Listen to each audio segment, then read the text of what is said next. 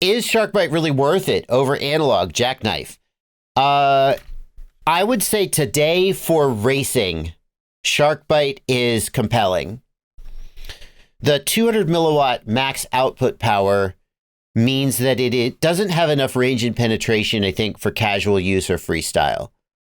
But for racing, Evan Turner has said that he is going to be flying Sharkbite at MultiGP Nats. And here's the thing. Like, why would he say that?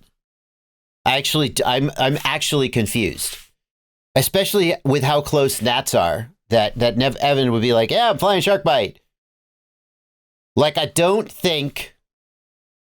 Like, did HD0 or Fat Shark just pay him? I mean, he should, number one, he would probably have to disclose that. I mean, he should disclose that. Number two, I don't think that they did. I can't be sure. It doesn't seem like a move. Like, here's the thing. Do you think that a top racer who is as competitive as somebody like Evan Turner or Min Chan Kim or Alex Vanover, all these top racers, do you think that they would put themselves at a competitive disadvantage in exchange for a sponsorship? I mean, surely, I mean, you pay them $1 million, sure, I'll fly whatever you want, and they'll take their money and go home. Obviously, everyone has a price, but I think that it's more likely, just based on what I know about Evan. Like, I can't tell you how many times it's been like 2 weeks before a big race, and Evan's like, yeah, I guess I better start practicing. And so my guess is that Evan just flew Sharkbite and was like, damn, this is pretty good. And then he was like, I'm switching to Sharkbite. Right? I'm not going to name names because I don't think that this person has made a public statement. But I know of one other top racer who said, holy crap, Sharkbite is amazing. I'm switching to Sharkbite. I leaked that it's a male.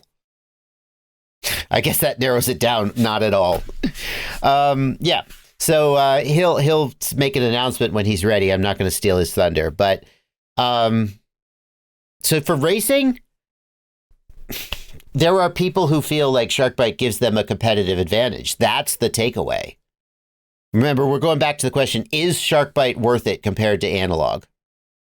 For racing, there are people who feel that the improvement in image quality and image consistency, whatever it is that Sharkbite brings to the table, that it gives them a competitive advantage. I desperately want HD0 to release the 1 watt VTX. I know that they want to release it too. I know that it is in the hands of testers. I would guess that they're dealing with problems with heat dissipation and dealing with problems of manufacturing consistency. Those are the kind of problems that they struggled to solve with the original Sharkbite VTXs, the 500 milliwatt one. And I would guess that's what they're struggling with the 1 watt. If the 1 watt comes out and if it has good reliability and it delivers that power level, I think that I would be ready to say that for general purpose people, Sharkbite is definitively better than analog.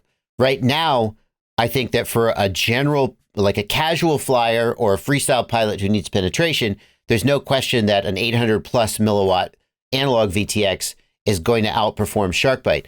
At close range, the image quality of Sharkbite is superior, but then as you get further away, Sharkbite just won't be able to deliver because of its lower output power. That's my take.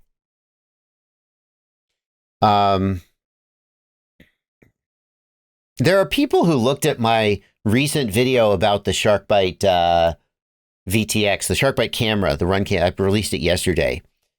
And they said, one guy said, oh, it looks just like analog. And I'm like, are you really? Like, I understand that it doesn't have this is 1080p. Oh, look at all the resolution. That it doesn't quite blow your socks off like DJI usually does. But damn, if it's like I've looked at I've looked at DVR that was recorded on board the quadcopter. Not the video, not the wireless video link, but actually straight out of the camera. When I've done camera tests, sometimes I do that. And I've said, oh shit, the image out of this camera is so good. Man, even the video link, even when you're at close range, the video link kind of degrades the image somewhat. And I've thought, damn, our cameras look way better than we realize. Maybe if you're comparing SharkBite to like the image straight out of the camera, the best an analog camera has ever looked, then you could say SharkBite is close to analog in quality.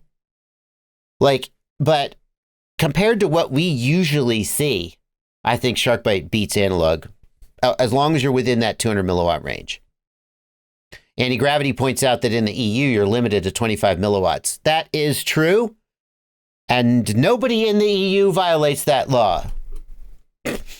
Right?